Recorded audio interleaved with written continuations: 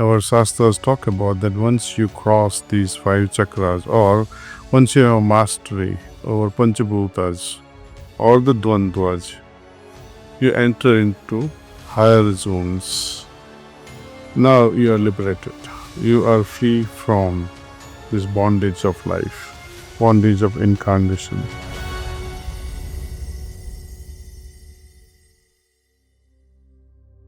The 7 chakra system which is prevalent in our yoga traditions, they are very much valid, they are very much there.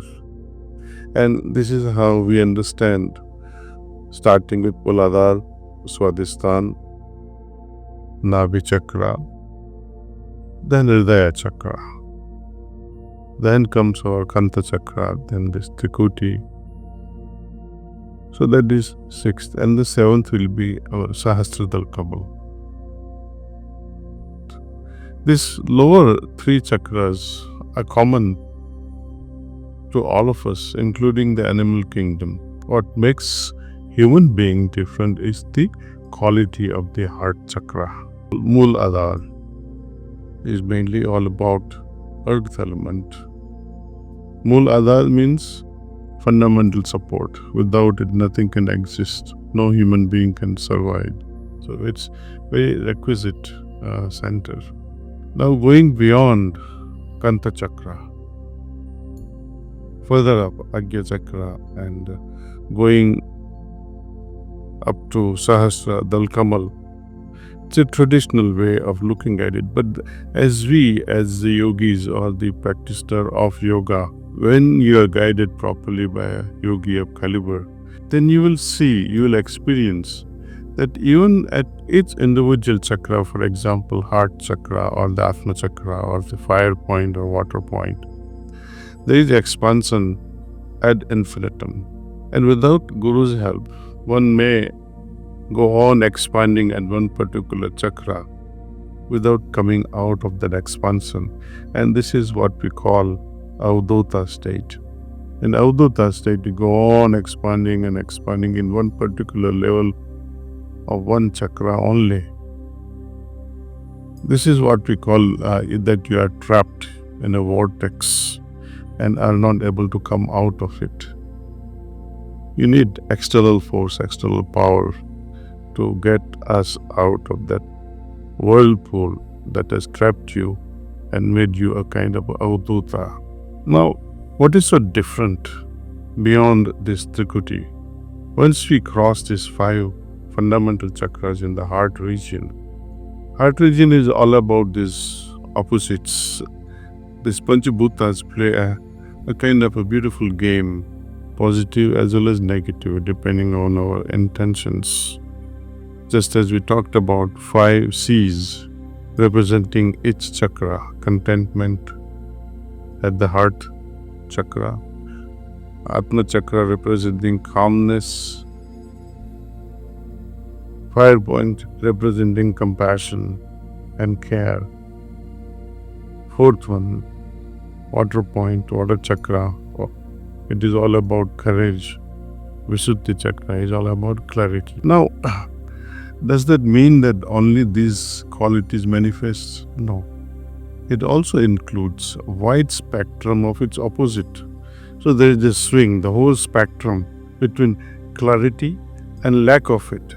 Means total ignorance also is possible. Likewise, between compassion and passion, between contentment and restlessness, and between calmness and lack of that, between courage and fear. Now, what happens that if you all of a sudden develop so much of courage, will you still have similar amount of discrimination or clarity? It is doubtful. Imagine a politician or a thief with the fully awakened 4th chakra. We describe it as Jala chakra, where there is so much of courage. So yoga is not here to make Ravanas out of all of us. Yoga is there to make us a balanced human being. There should be moderation, between all these opposites. But eventually, when we transcend even beyond this moderation, that's a beautiful state, very difficult to describe in words. When we transcend these five, the opposites of Panchbhutas, then we somehow inherit the knowledge and experience beyond Trikuti. Under this Hasmarg tradition, we do not meditate on Trikuti because it is all about power games. Lord Krishna, of course, did once advise Arjuna to meditate on this Agya Chakra, Trikuti, because that was the need of the hour, power. He needed that to fight out that battle. But we are not here in the war zone. We are here endowed with a family life where what matters is bhakti, what matters is love, what matters is compassion, what matters is contentment. So, it's all about the heart. That besides all this, as we move on, there are points between Trikuti and Sahasradal Kamal, which are, let's see for our understanding, this is number 6, 7, 8, 9, 10. And after 10th, so between 10th and 11th, there is Sahasradal Kamal. Sahasradal Kamal is something about Satchit Anand state. Under heartfulness way of practice, we do not touch that at all. And the points I mentioned to you, 6, 7, 8, 9, 10, they are very significant points, each with a very particular state, with a very specific spiritual condition. We don't touch SDK or Sahasradal Kamal because as soon as we arrive at Sahasradal Kamal, we are engulfed by absolute bliss. There is so much of bliss, it's difficult to get out of that trap. And yogi remains there forever. That can become unfortunate, that yoga that was to free you from all these things, even from bliss, now you are trapped by bliss itself. You have to go beyond all this, transcend all kinds of qualities and experiences.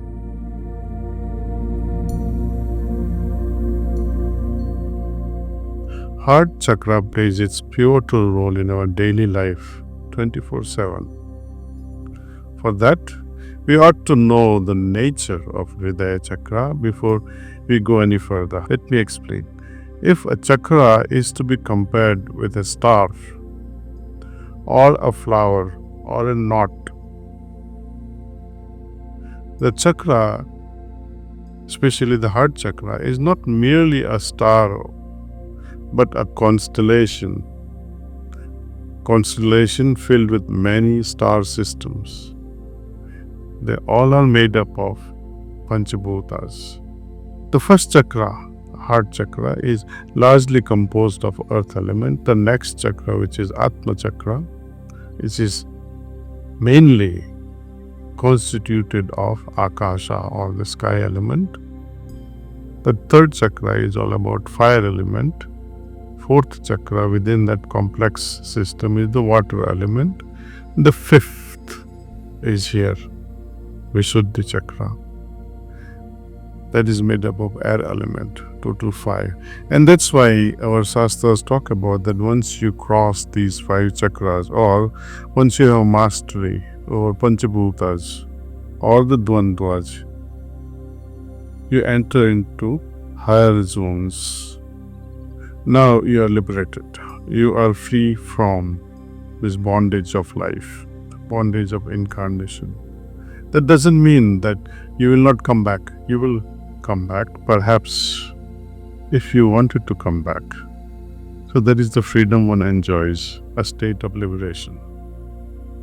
Such individuals are reborn with a purpose, with a goal in mind, to help others reach higher states. Each chakra has its own spiritual state, affected by our thoughts and actions. It is very interesting to note how simple thoughts can have immense influence on our destiny. Because all these thoughts and actions, they affect this chakra system, and the impact of which we call karmas are carried on from one life to next. When you like something, right, and when you dislike something, how does your heart feel at that time? Have you noticed? When you don't like something, your heart feels some sort of a weight. You feel restless. Or when one of your desires is not fulfilled, then too you will feel restless. And can you imagine what this leads to? The restlessness experienced on the first chakra will naturally affect the very next chakra, which is Atma chakra, where you lose peace of your mind. Some say, no, oh, I don't have Atma Santi. This is exactly what it means.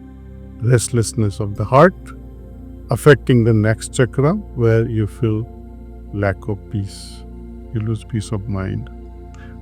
And when that remains for a longer period, it affects the third chakra, fire element. It is all about love. What happens when this lack of peace continuously keep affecting the third chakra, fire element? Instead of love, it will result in anger. When your desires are not fulfilled, it eventually affects the third point, resulting in anger. And when anger remains long enough, it affects the fourth chakra, which is a water element. It is all about courage. But when fear has gripped you for a long time, this very courage turns into fear. Because of this continuous fear in you, it affects the next chakra. When you lose this courage and succumb to fear, you start creating illusions, and because of this, you lose clarity of mind. So this is how our impressions, our likes and dislikes, desiring to have something so badly, creates such things. When such is the case, let us say when your desire is fulfilled, which is noble, you will naturally feel contentment in your heart. You will feel calm. That is the quality of the next chakra, which is Atma chakra, calmness you really felt. And when this calmness dwells in your heart for a longer period, you develop a lot of compassion. And because of this compassion, when it lasts long enough, you will feel courageous. And courageous feeling in your heart brings in a lot of clarity. Between routines and responsibilities, the presence of God quietly waits. Click on the video to explore how spirituality can bring meaning to even the simplest moments.